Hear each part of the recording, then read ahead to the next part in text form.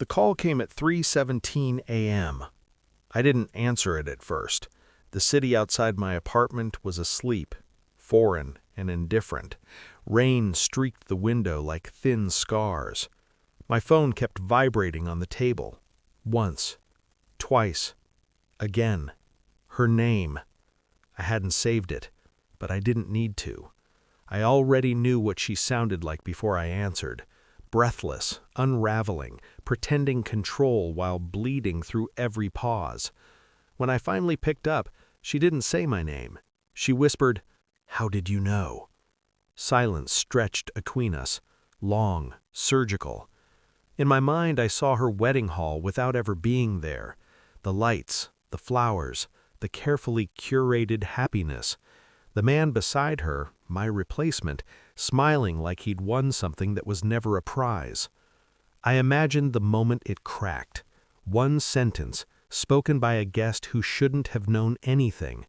A harmless comment, delivered with a laugh, the kind of truth that slips out when people assume everyone already knows.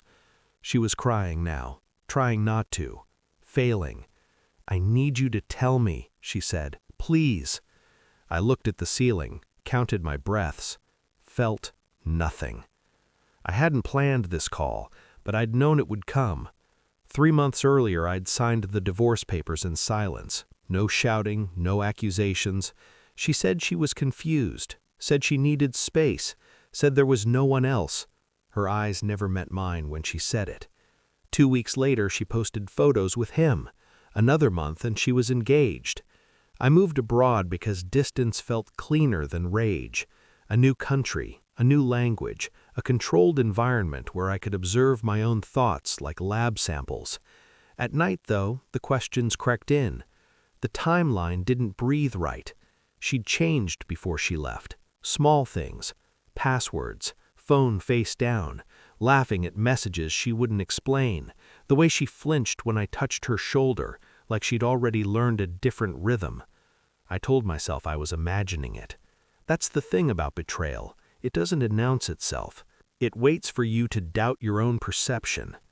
The day I realized the truth wasn't dramatic. It was quiet.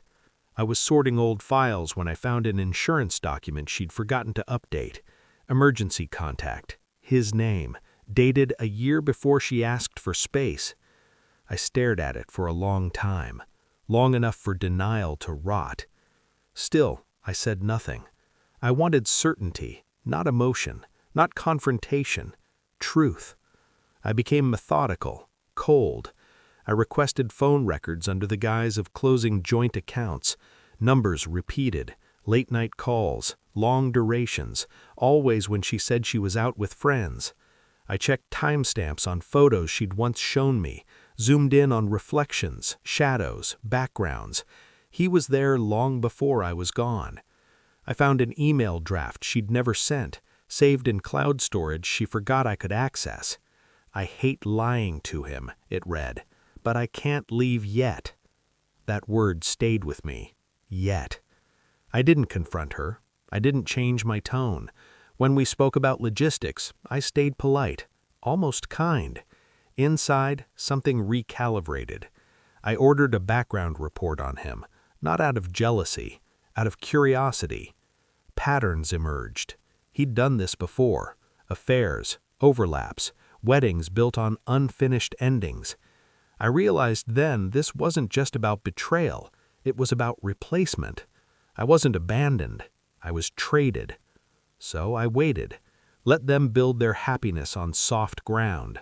Let the structure rise, because the higher it went, the harder the fall. The confirmation arrived in an email with no drama attached. A mutual friend, someone she trusted, sent me photos from the wedding. She looked radiant, controlled, victorious, until one image stopped me. A guest leaning in, smiling, whispering. The caption said everything. "I didn't know you two had been together that long." I imagined her face freezing, the blood draining, the math clicking into place. Someone had said it out loud, not maliciously, casually. The truth exposed by assumption. Minutes later, my phone rang. Now she was asking how I knew. I said nothing for a long time. Then I asked, calmly, "Did he tell you about the other woman he was seeing while you were seeing me?" She stopped crying.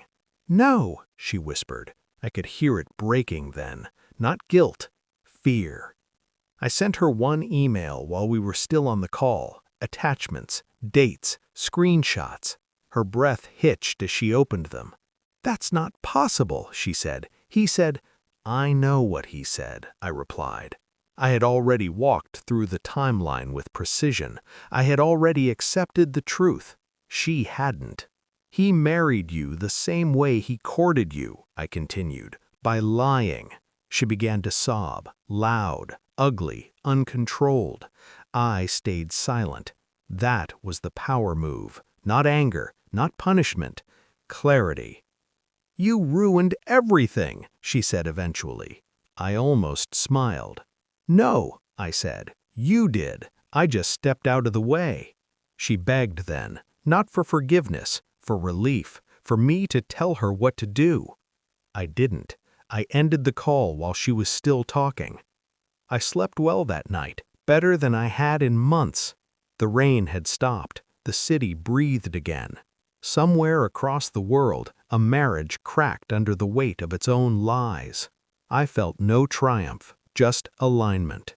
Truth has a way of finding its voice, even when you don't raise yours. I didn't win her back. I didn't want to. I reclaimed something quieter, perspective. As I turned off my phone, one thought settled in with absolute certainty. She didn't call me because she loved me. She called because in the end, I was the only one who told her the truth.